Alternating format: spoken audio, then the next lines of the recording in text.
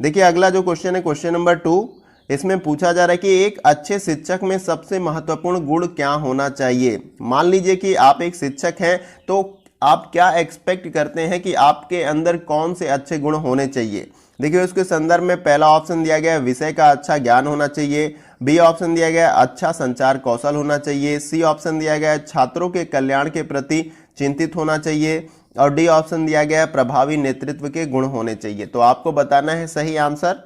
देखिए इसका जो राइट आंसर हो जाएगा वो है आपका ऑप्शन नंबर ए, विषय का अच्छा ज्ञान।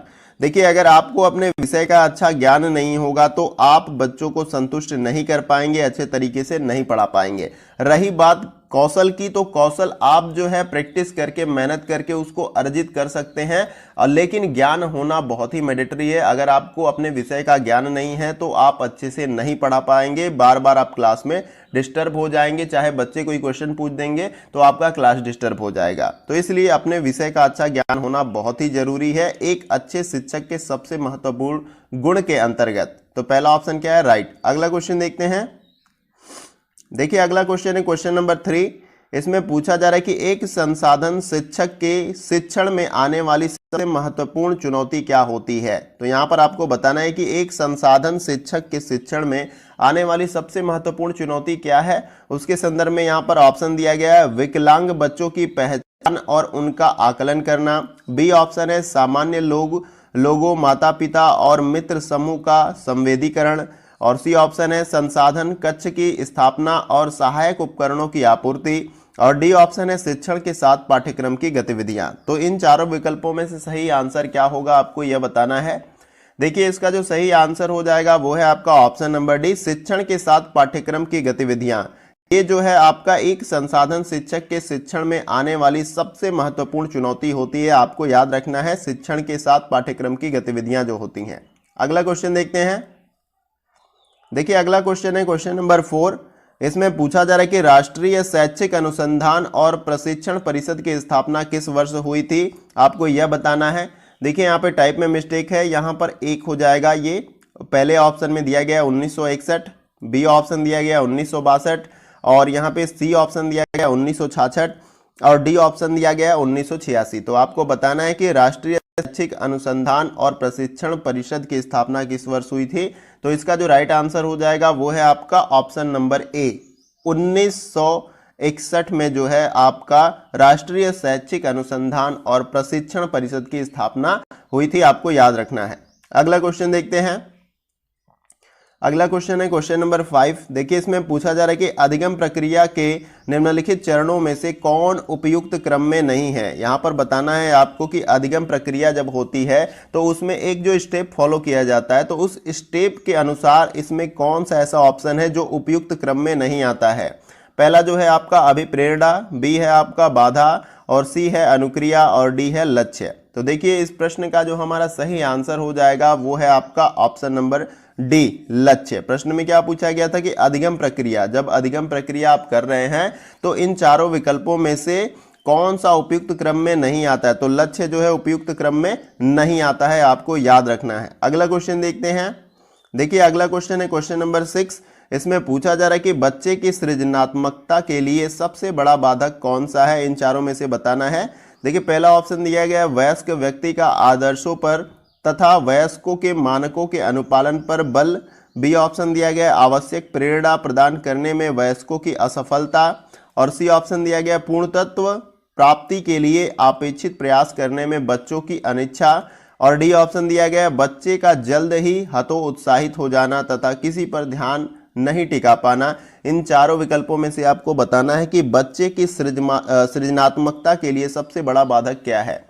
तो देखिए इसका जो राइट आंसर हो जाएगा वो है आपका ऑप्शन नंबर बी, आवश्यक प्रेरणा प्रदान करने में वयस्कों की असफलता जो है बच्चे की सृजनात्मकता में सबसे बड़ी बाधक होती है। आपको याद रखना है। देखिए बच्चा कुछ नया करता है तो अगर आप उसको प्रेरित नहीं करेंगे, आपको लग रहा है कि वो चीज़ें अच्छी हैं लेकिन आप प्रेरित उनको नहीं कर रहे हैं, तो क्या होगा, उनकी सृजनात्मकता में बाधक उत्पन्न होगा या बाधा उत्पन्न होगा, यूं कह लीजिए। तो आपको याद रखना है कि बच्चे की सृजनात्मकता में सबसे बड़ा बाधक कौन सा है इन विकल्प में से। तो आवश्यक प्रेरणा प्रदान करने में वयस्कों की असफलता, यानी कि जो उनसे बड़े हैं, उनसे सीनियर हैं, माता पिता हैं, भाई हैं, बहन हैं, उनको प्रेरित नहीं करते हैं उस कार्य को बेहतर करने के लिए, तो ये सबसे बड़ा बाधक है, इसको याद रख लीजिएगा। अगला क्वेश्चन देखते हैं। अगला क्वेश्चन है क्वेश्चन नंबर 7। देखिए इसमें पूछा जा रहा है कि शिष्य केंद्रित का अर्थ है, यहाँ पे शिष्य केंद्रित का अर्थ पूछा जा रहा है। पहला ऑप्शन दिया गया है शिष्यों द्वारा पसंद की जाने वाली शिक्षा, बी ऑप्शन है शिष्यों तथा शिक्षकों दोनों द्वारा पसंद की जाने वाली शिक्षा, और सी ऑप्शन है यहाँ पर शिष्यों की आवश्यकताओं एवं आकांक्षाओं के अनुकूल शिक्षा, और डी ऑप्शन दिया गया शिष्यों के विकास से सरोकार रखने वाले लोगों द्वारा सार्थक एवं वांछनीय माने जाने वाली शिक्षा। तो इन चारों विकल्पों में से आपको बताना है कि शिष्य केंद्रित शिक्षा का अर्थ क्या होता है।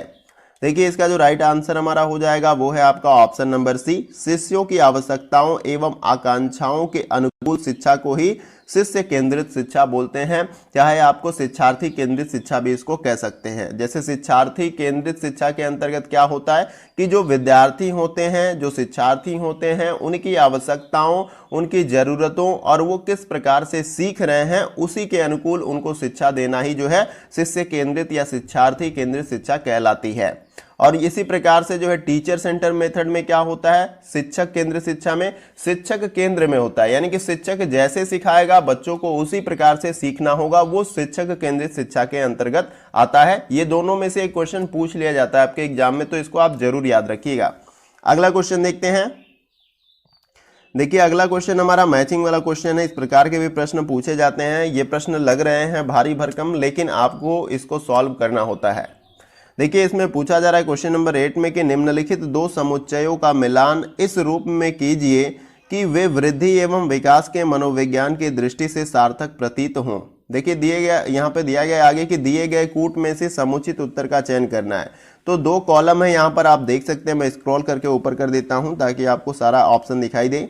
यहाँ पर एक कॉलम में दिया गया विकास का दृष्टिकोण और दूसरा कॉलम दिया गया है लक्षण। तो आपको इसको मैच करना है, विकास के दृष्टिकोण को लक्षण के साथ मैच करना है। तो पहला देखिए यहाँ पे क्या पूछा जा रहा है, पहला सबसे दिया गया आपका भाषा विकास। तो भाषा विकास का लक्षण क्या होता है आपको बताना है सामने के ऑप्शन में से।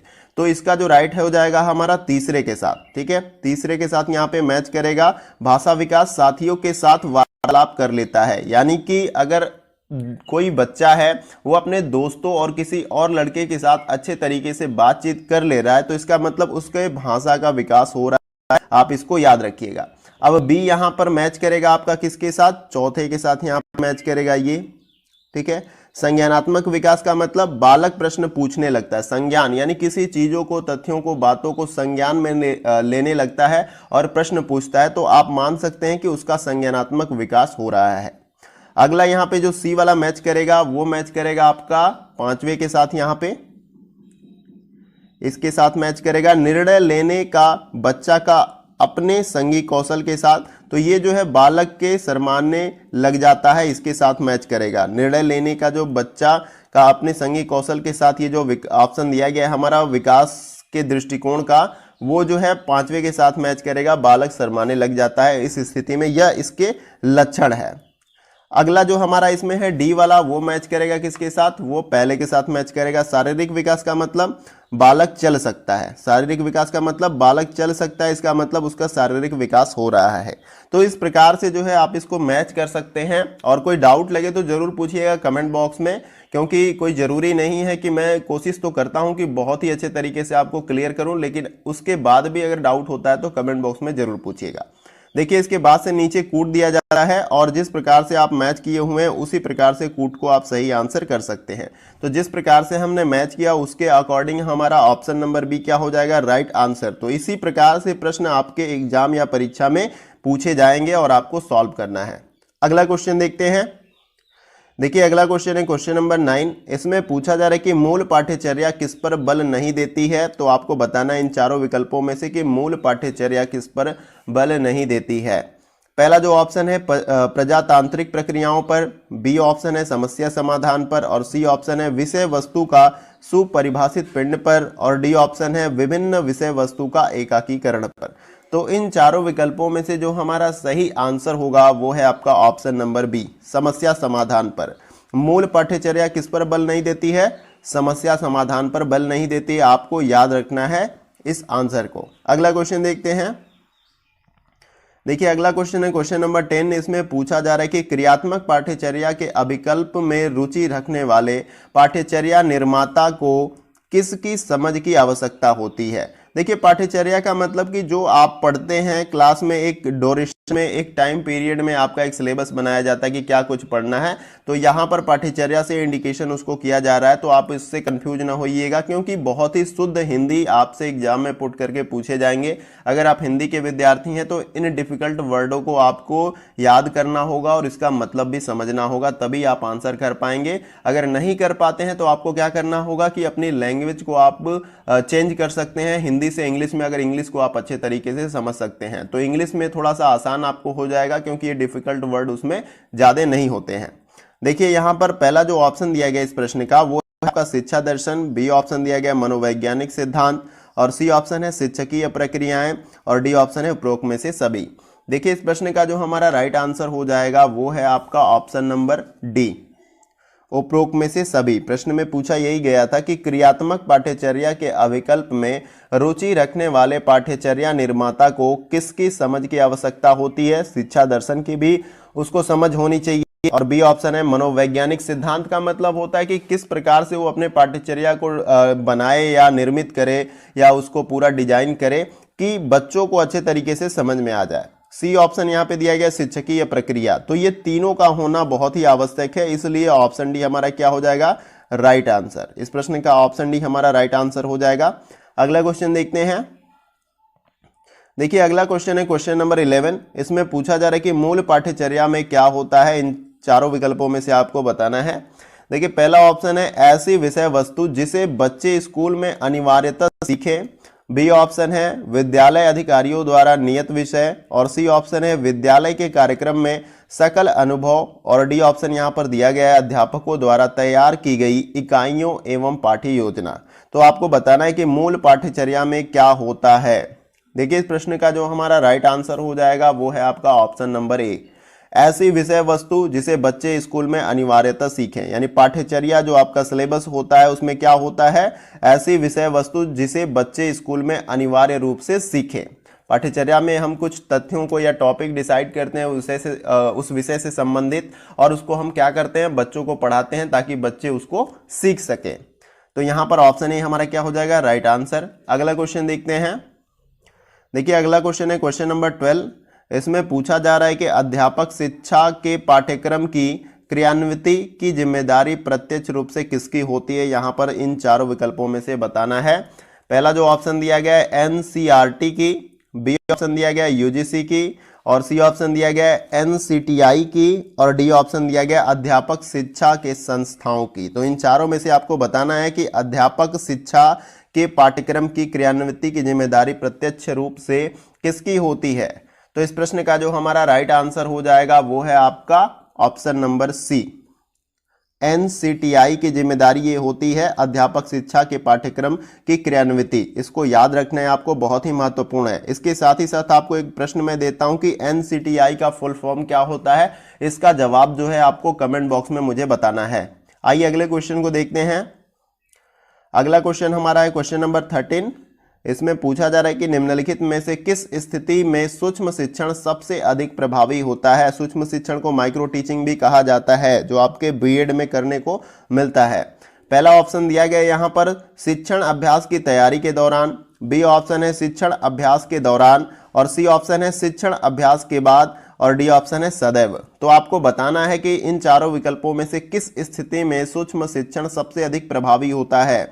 देखिए इस प्रश्न का जो हमारा राइट आंसर हो जाएगा वो है आपका ऑप्शन नंबर ए, शिक्षण अभ्यास की तैयारी के दौरान। जब आप शिक्षण अभ्यास की तैयारी करते हैं तो उस दौरान अगर आप माइक्रो टीचिंग या सूक्ष्म शिक्षण करते हैं तो ये सबसे प्रभावी होगा, आपको याद रखना है। देखिए सूक्ष्म शिक्षण और माइक्रो टीचिंग में क्या होता है कि जब आप लास्ट सेमेस्टर में होते हैं तब आपको टीचिंग की प्रैक्टिस कराई जाती है, यानी कि क्लास में खड़ा होना, ब्लैक बोर्ड पे लिखना, बच्चों को कैसे समझाना है, अपने टॉपिक को कैसे रिप्रेजेंट करना है, बच्चों के साथ मिलजुल कर किस प्रकार से पठन पाठन का कार्य आपको संपूर्ण करना है, इस तरह के कौशल को जो है आप माइक्रो टीचिंग में सीखते हैं या सूक्ष्म शिक्षण के दौरान जो है उसका अभ्यास करते हैं, ताकि आप जब एक्चुअल में क्लास में जाएं या किसी स्कूल में क्लास में पढ़ाने जाएं तब आपको किसी भी प्रकार का जो है प्रेशर ना हो कि मैं पहली बार पढ़ा रहा हूं तो बच्चे क्या सोचेंगे, बच्चे मुझ पर ब्लेम करेंगे, या किसी भी तरह का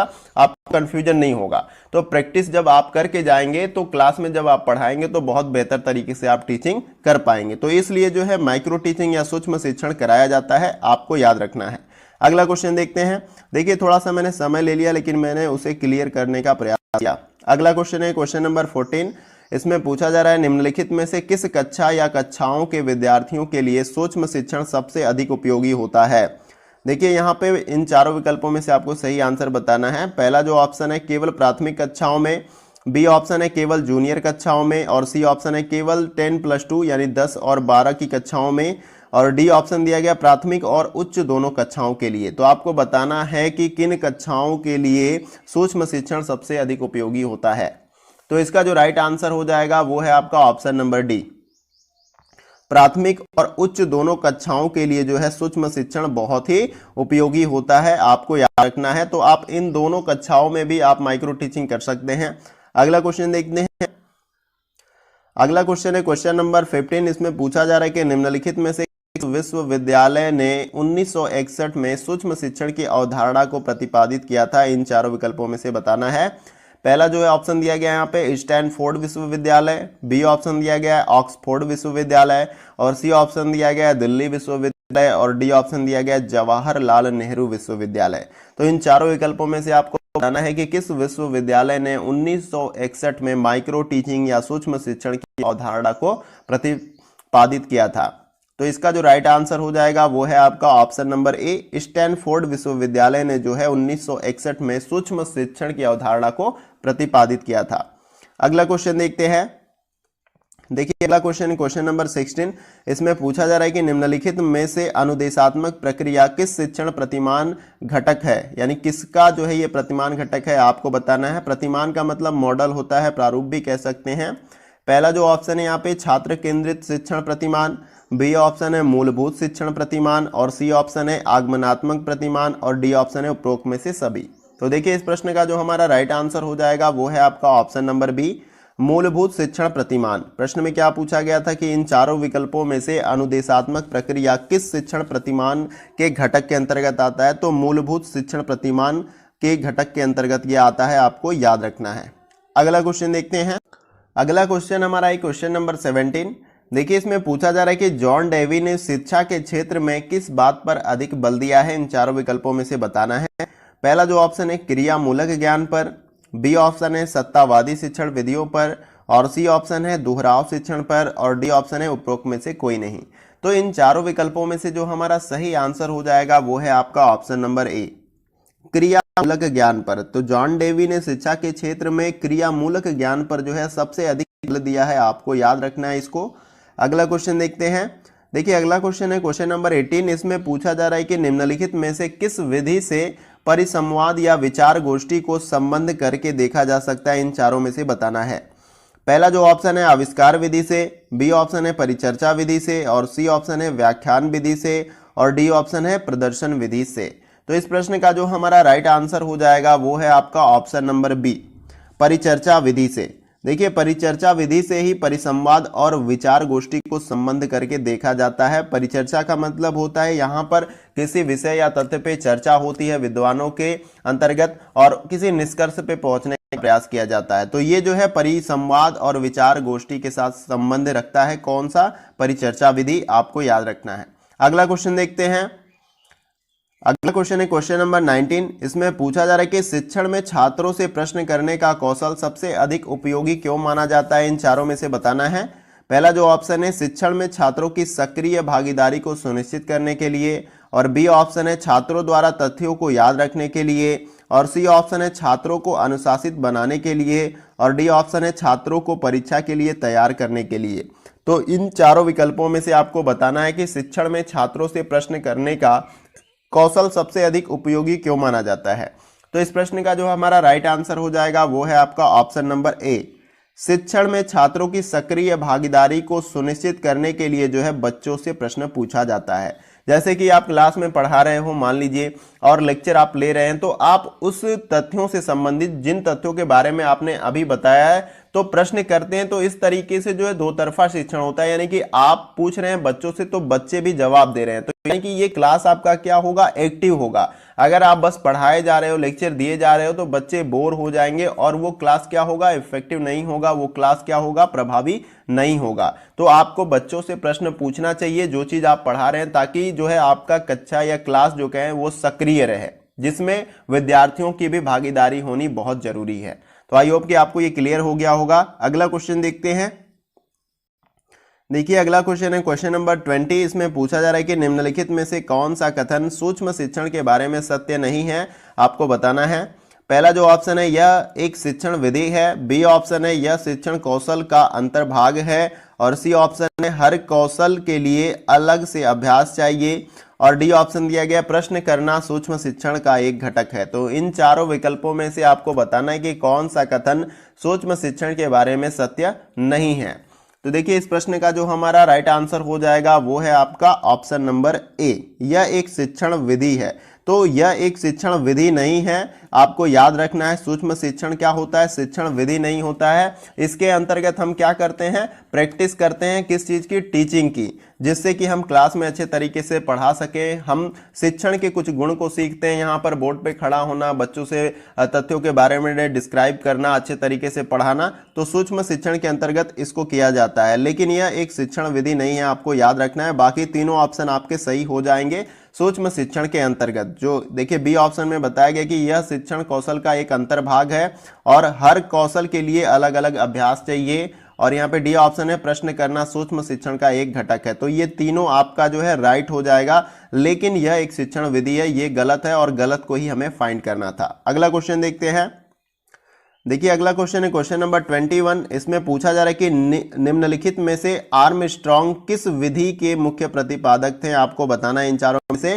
पहला जो ऑप्शन है समस्या समाधान की विधि, बी ऑप्शन है परियोजना विधि, और सी ऑप्शन है विचार विमर्श विधि, और डी ऑप्शन है अनुमानी, जिसको इंग्लिश में ह्यूरिस्टिक मेथड भी कहा जाता है। तो इन चारों विकल्पों में से आपको बताना है कि आर्मस्ट्रांग किस विधि के मुख्य प्रतिपादक थे। इस प्रश्न का जो हमारा राइट आंसर हो जाएगा वो है आपका ऑप्शन नंबर डी, अनुमानी विधि, जिसको इंग्लिश में ह्यूरिस्टिक मेथड भी कहते हैं। जो है आर्मस्ट्रांग आपके ह्यूरिस्टिक विधि या अनुमानी विधि के मुख्य प्रतिपादक थे, आपको ये याद कर लेना है। अगला क्वेश्चन देखते हैं। देखिए अगला क्वेश्चन है क्वेश्चन नंबर 22। इसमें पूछा जा रहा है कि निम्नलिखित में से किस स्थिति में विचार विमर्श विधि उपयोगी होती है, इन चारों में से बताना है। पहला जो ऑप्शन दिया गया है विषय बहुत ही सरल हो, बी ऑप्शन है विषय थोड़ा कठिन हो, और सी ऑप्शन दिया गया है विषय बहुत ही कठिन हो, और डी ऑप्शन बताया जा रहा है कि सभी परिस्थितियों में। तो आपको बताना है कि इन चारों विकल्पों में से किस स्थिति में विचार विमर्श विधि उपयोगी होती है।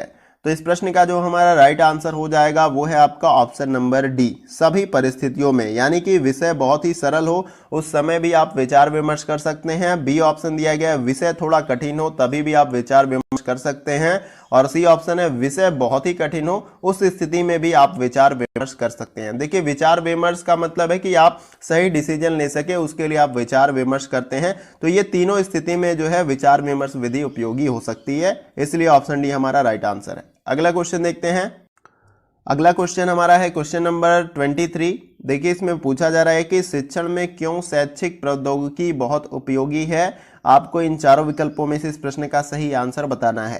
पहला जो ऑप्शन दिया गया है यह समय की मांग है, बी ऑप्शन है यह प्रसिद्ध संस्थानों द्वारा अपनाई गई है, और सी ऑप्शन यह शिक्षण को प्रभावी और कुशल बनाता है, और डी ऑप्शन दिया गया यह छात्रों को शिक्षण और अधिगम की गतिविधियों के प्रति आकर्षित करता है। तो आपको बताना है कि शिक्षण में क्यों शैक्षिक प्रौद्योगिकी बहुत उपयोगी है। प्रौद्योगिकी का मतलब जो टेक्नोलॉजी आ रही है आप जिसका इस्तेमाल कर रहे हैं शिक्षण के दौरान या अध्ययन के दौरान, तो वो क्यों उपयोगी है आपको बताना है। तो देखिए इस प्रश्न का जो हमारा राइट आंसर हो जाएगा वो है आपका ऑप्शन नंबर सी, यह शिक्षण को प्रभावी और कुशल बनाता है जिसके लिए प्रौद्योगिकी का इस्तेमाल किया जाता है शिक्षण के दौरान। तो यह उपयोगी है किस लिए? क्योंकि यह शिक्षण को प्रभावी और कुशल बनाता है। तो यहाँ पर आपको ये याद रखना है आंसर, क्योंकि आप बैठे बैठे घर पर अभी ये लेक्चर भी देख रहे हो या प्रैक्टिस सेट अटेम्प्ट भी कर रहे हो, तो कहीं ना कहीं ये चीज़ें आपके लिए आसान है। आपको कोचिंग जाना नहीं पड़ रहा है, आपको कोई मॉक टेस्ट बुक नहीं खरीदना पड़ रहा है, और आपको बहुत आसानी के साथ प्रैक्टिस सेट क्वेश्चन भी मिल जा रहे हैं। तो ये प्रौद्योगिकी का हिस्सा है, तो आपको इसे याद रखना है। अगला क्वेश्चन देखते हैं। देखिए अगला क्वेश्चन है क्वेश्चन नंबर 24। इसमें पूछा जा रहा है कि पाठ्यक्रम योजना में कौन से घटक को समावेशित किया जा सकता है, इन चारों विकल्पों में से बताना है। तो पहला जो यहाँ पर ऑप्शन दिया गया, पाठ्यक्रम का विकास और प्रारूप। बी ऑप्शन है सामग्री को स्पष्ट और परिशिष्ट करने के लिए विभिन्न साधन। और सी ऑप्शन दिया गया पाठ्यक्रम के विशिष्ट उद्देश्य। और डी ऑप्शन है उपरोक्त में से सभी। तो आपको बताना है कि पाठ्यक्रम योजना में कौन से घटक को समावेशित किया जा सकता है। तो इस प्रश्न का जो हमारा राइट आंसर हो जाएगा वो है आपका ऑप्शन नंबर डी। यहाँ पर उपरोक्त में से सभी आपका हो जाएगा, यानी कि पहला, दूसरा और तीसरा भी ऑप्शन आपका सही है, जिसके लिए ऑप्शन डी हमारा राइट आंसर हो जाएगा। प्रश्न में यही पूछा गया था कि इन चारों विकल्पों में से पाठ्यक्रम योजना में कौन से घटक को समावेशित किया जा सकता है। तो पाठ्यक्रम का विकास और प्रारूप, इसको भी समावेशित किया जाता है। सामग्री को स्पष्ट और परिशिष्ट करने के लिए विभिन्न साधन, इसको भी शामिल करते हैं। और सी जो है आपका पाठ्यक्रम के विशिष्ट उद्देश्य, ये इन तीनों को शामिल करते हैं, जिसके लिए हमारा ऑप्शन डी क्या है, राइट आंसर है। अगला क्वेश्चन देखते हैं। अगला जो क्वेश्चन है क्वेश्चन नंबर 25। देखिए इसमें पूछा जा रहा है कि निम्नलिखित में से कौन सा ड्रिल एवं प्रैक्टिस विधि का सबसे प्रचलित रूप है, इन चारों विकल्पों में से बताना है। पहला जो ऑप्शन है विधि, बी ऑप्शन है प्रत्यक्ष अनुदेशन, और यहाँ पे सी ऑप्शन है अनुभवात्मक अनुदेश, और डी ऑप्शन है उपरोक्त में से कोई नहीं। तो इन चारों विकल्पों में से आपको बताना है कि कौन सा ड्रिल एवं प्रैक्टिस विधि का सबसे प्रचलित रूप है। तो इसका हमारा जो राइट आंसर हो जाएगा इस प्रश्न का वो है आपका ऑप्शन नंबर बी, प्रत्यक्ष अनुदेश। इसको याद रखना है आपको, प्रत्यक्ष अनुदेश जो है ड्रिल एवं प्रैक्टिस विधि का सबसे प्रचलित रूप होता है। अगला क्वेश्चन देखते हैं। प्रत्यक्ष का मतलब जो साक्षात आपको दिखाई देता है, इसको भी आपको याद रखना है। अगला क्वेश्चन है क्वेश्चन नंबर 26। इसमें पूछा जा रहा है कि निम्नलिखित में से कौन सी विधि अभ्यास के लिए उपयुक्त है, इन चारों विकल्पों में से आपको बताना है। पहला जो ऑप्शन है आगमनात्मक विधि, जिसको इंग्लिश में इंडक्टिव मेथड भी कहते हैं, और बी ऑप्शन है निगमनात्मक विधि, जिसको डिडक्टिव मेथड कहते हैं, और सी ऑप्शन ड्रिल विधि दिया गया है, और यहाँ पे डी ऑप्शन है विचार विमर्श विधि। तो इन चार विकल्पों में से कौन सा विकल्प जो है अभ्यास के लिए उपयुक्त है, आपको बताना है। देखिए इसका जो राइट आंसर हो जाएगा वो है आपका ऑप्शन नंबर सी, ड्रिल विधि, जिसको अभ्यास विधि भी कहते हैं। ठीक है, ये जो है अभ्यास के लिए सबसे उपयुक्त है, यानी किसी भी कार्य को आपको परफेक्ट करना है तो उसका अभ्यास आप लगातार करोगे, कई दिन तक, कई महीनों तक वो कार्य आप परफेक्ट करने लगोगे। ठीक है, तो आपको याद रखना है ऑप्शन सी हमारा राइट आंसर हो जाएगा। अगला क्वेश्चन देखते हैं। देखिए अगले क्वेश्चन में पूछा जा रहा है यहाँ पे क्वेश्चन नंबर 27। इसमें पूछा जा रहा है कि निम्नलिखित में से किस विषय के लिए पात्र अभिनय सबसे अधिक उपयोगी शिक्षण विधि प्रमाणित हो सकते हैं, आपको बताना है इन चारों विकल्पों में से। तो पहला जो ऑप्शन है यहाँ पर इतिहास के लिए, बी ऑप्शन है विज्ञान के लिए, और सी है गणित के लिए, और डी है भाषा के लिए। तो इस प्रश्न का जो हमारा राइट आंसर होगा वो है आपका ऑप्शन नंबर ए, इतिहास के लिए। प्रश्न में क्या पूछा गया है कि इन चारों विकल्पों में से किस विषय के लिए पात्र अभिनय सबसे अधिक उपयोगी शिक्षण विधि प्रमाणित हो सकती है। तो इतिहास विषय के लिए, क्योंकि इतिहास में कई सारे कैरेक्टर होते हैं और बहुत सारे एम्पायर साम्राज्य जो खत्म हो चुके हैं, तो उनके कैरेक्टर को प्ले करने के लिए जो है आप इतिहास विषय में सबसे ज़्यादा इसको उपयोगी मान सकते हैं। ठीक है, पात्र अभिनय सबसे अधिक उपयोगी किसमें होगा, इतिहास सब्जेक्ट में, आपको याद रखना है। इसमें क्या होता ये है कि उन कैरेक्टर्स के जो है रोल को प्ले किया जाता है। ठीक है, और ये सारी चीज़ें विजुअलाइज की जाती है। जैसे आप देखते हैं स्टेज पे कोई नाटक को जो है पूरी तरीके से रिप्रेजेंट किया जाता है, और उसमें जो भी स्टोरी होती है उसके कैरेक्टर्स जो है अपने रोल को प्ले करते हैं, तो एक तरह से वो जीवंत लगता है और वो सारी चीज़ें दिमाग में अच्छे तरीके से फिट हो जाती हैं। तो यहाँ पर आपको याद रखना है इतिहास में ये किया जाता है। अगला क्वेश्चन देखते हैं। अगला क्वेश्चन है क्वेश्चन नंबर 28। इसमें पूछा जा रहा है कि निम्नलिखित में से कौन सा समूह शिक्षण का लाभ नहीं है, आपको इन चारों में से बताना है। पहला जो ऑप्शन है संसाधनों का बेहतर उपयोग, बी ऑप्शन है श्रेष्ठ योजना और सी ऑप्शन है शिक्षण तकनीकों का बेहतर उपयोग और डी ऑप्शन है शिक्षकों को बेहतर वित्तीय लाभ। तो इन चारों विकल्पों में से बताना है कि कौन सा समूह शिक्षण का लाभ नहीं है। तो देखिए इस प्रश्न का जो राइट आंसर हो जाएगा हमारा वो है आपका ऑप्शन नंबर डी, शिक्षकों को बेहतर वित्तीय लाभ जो है वो समूह शिक्षण का लाभ नहीं होता है, आपको याद रखना है। अगला क्वेश्चन देखते हैं। अगला जो क्वेश्चन है क्वेश्चन नंबर 29, इसमें पूछा जा रहा है कि एक शिक्षक व्यवहारिक रूप से समझने के लिए किस विधि का प्रयोग करता है। इन चारों में से आपको बताना है कि एक शिक्षक व्यवहारिक रूप से समझाने के लिए किस विधि का प्रयोग करता है। इन चारों में से पहला जो ऑप्शन है व्याख्यान विधि का, बी ऑप्शन है आविष्कार विधि का और सी ऑप्शन है प्रदर्शन विधि का और डी ऑप्शन है समस्या समाधान विधि का। तो देखिए इस प्रश्न का जो हमारा राइट आंसर हो जाएगा वो है आपका ऑप्शन नंबर सी, प्रदर्शन विधि का। प्रश्न में क्या पूछा गया था कि एक शिक्षक व्यवहारिक रूप से समझाने के लिए किस विधि का प्रयोग करता है, प्रदर्शन विधि का। यानी कि जो भी चीज आप बता रहे हैं बच्चों को या तथ्यों को बता रहे हैं तो हो सके उनका डायग्राम आप बोर्ड पे बना के उनको समझाने का प्रयास करें ताकि उनको अच्छे तरीके से वो चीजें समझ में आ जाए। यानी कि विजुलाइज जो चीजें होती हैं, जो चित्र होते हैं, जो दृश्य होते हैं वो ज्यादा समय तक दिमाग में रहते हैं। तो आप डायग्राम्स का इस्तेमाल करते हैं, जो चीज बता रहे हैं उनको प्रदर्शन कर सकते हैं बोर्ड पे। तो यहाँ पर ये राइट आंसर हो जाएगा। अगला क्वेश्चन देखते हैं। देखिए अगला क्वेश्चन है क्वेश्चन नंबर 30 और ये वीडियो का हमारा लास्ट क्वेश्चन होगा। इसमें पूछा जा रहा है कि निम्नलिखित में से समूह शिक्षण के लिए मुख्य धारणा कौन सी है। इन चारों विकल्पों में से बताना है।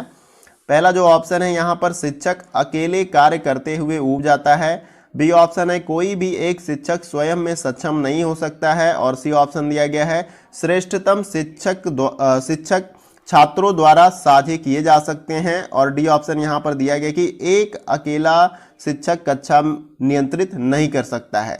तो इन चारों विकल्पों में से बताना है कि समूह शिक्षण के लिए मुख्य धारणा कौन सी है। तो इसका जो राइट आंसर हमारा हो जाएगा वो है आपका ऑप्शन नंबर यहाँ पे सी राइट आंसर हो जाएगा, श्रेष्ठतम शिक्षक छात्रों द्वारा साझे किए जा सकते हैं। आपको याद रखना है यहाँ पर प्रश्न में यही पूछा गया है कि निम्नलिखित में से समूह शिक्षण के लिए मुख्य धारणा कौन सी है। तो यहाँ पर ऑप्शन सी हमारा क्या हो जाएगा, राइट आंसर।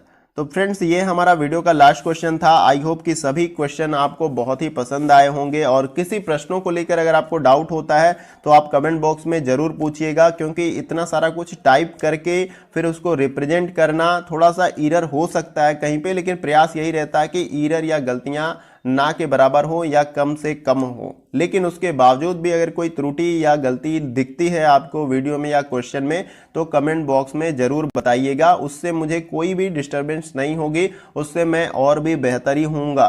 ठीक है, तो आप कमेंट बॉक्स में जरूर कमियों को बताइए और कोई भी क्वेरी है या समस्या तो उसके बारे में भी जरूर बताइए। और इसके साथ ही साथ अगर आपको किसी और टॉपिक पे या एग्जाम रिलेटेड कोई और भी इंफॉर्मेशन चाहिए तो आप कमेंट बॉक्स में जरूर पूछिएगा, मैं उसका जवाब जरूर दूंगा। और इसके साथ ही साथ वीडियो कहीं से भी अच्छा लगे तो वीडियो को लाइक करिएगा, क्योंकि आपके एक लाइक से हमें बहुत सारा मोटिवेशन और अप्रिसिएशन मिलता है और हमें लगता है कि आपको ये वीडियो बहुत ज़्यादा हेल्प कर रही है या आपकी मदद हो रही है और हमें इसी प्रकार के वीडियो या हेल्प जो है आप तक पहुंचानी चाहिए। तो आप लाइक जरूर कर दीजिए, लाइक का कोई चार्ज नहीं लगता। और इसके साथ ही साथ वीडियो को शेयर कर सकते हैं मैक्सिमम दोस्तों के साथ, ताकि उनको भी इस वीडियो से हेल्प मिल जाए, क्योंकि जो कुछ भी हम इस चैनल पे प्रोवाइड करते हैं वो सब कुछ फ्री ऑफ कॉस्ट होता है। उद्देश्य बस इतना है कि आपकी ज़्यादा से ज़्यादा मदद की जाए। तो अगर आपकी मदद हो रही है तो क्यों ना आप दूसरों को शेयर करें ताकि उनकी भी मदद हो सके।